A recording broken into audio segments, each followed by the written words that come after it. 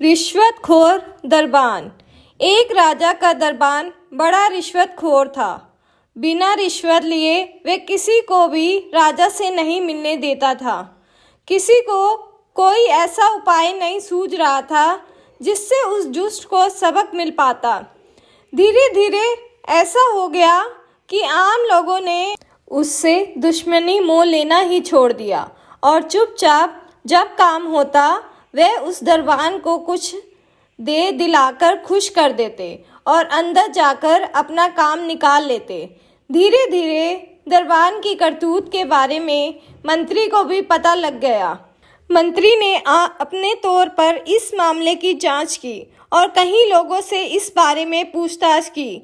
जब उन्हें विश्वास हो गया कि सचमुच ही दरबान भ्रष्ट है, तब उन्होंने सोचा कि कैसे भी वो इस रिश्वतखोर को सबक सिखाना चाहिए। बहुत सोचने विचारने पर उन्हें एक तरीका सूझा और वे जाकर एक कवि से मिले। उन्होंने कवि को अपनी तरकीब के बारे में बताया।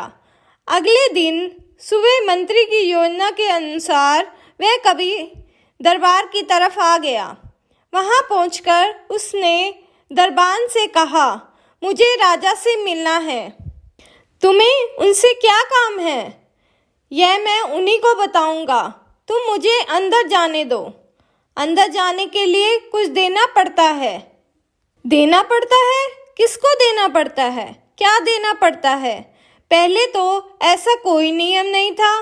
मुझे राजा को अपनी नई कविता सुनानी है। मुझे अंदर जाने दो। अच्छा, तो ये बात है। महाराज से इनाम पाने की इच्छा है, मगर मैं तुम्हें अंदर जाने दूं तो मुझे क्या लाभ होगा?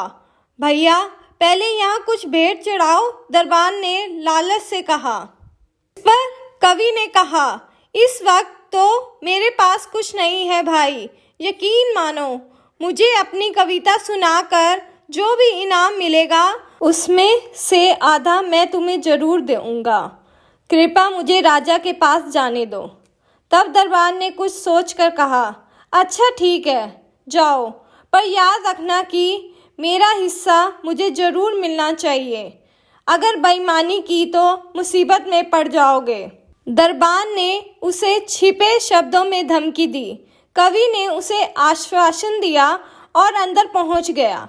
अंदर जाकर उसने अपनी कविता सभी दरबारियों के सामने सुनाई। राजा ने खुश होकर उसे कुछ भी इनाम मांगने को कहा तो कवि ने कहा कि मुझे जो भी इनाम मिले उसमें से आधा भाग बाहर खड़े मेरे मित्र को भी दिया जाए।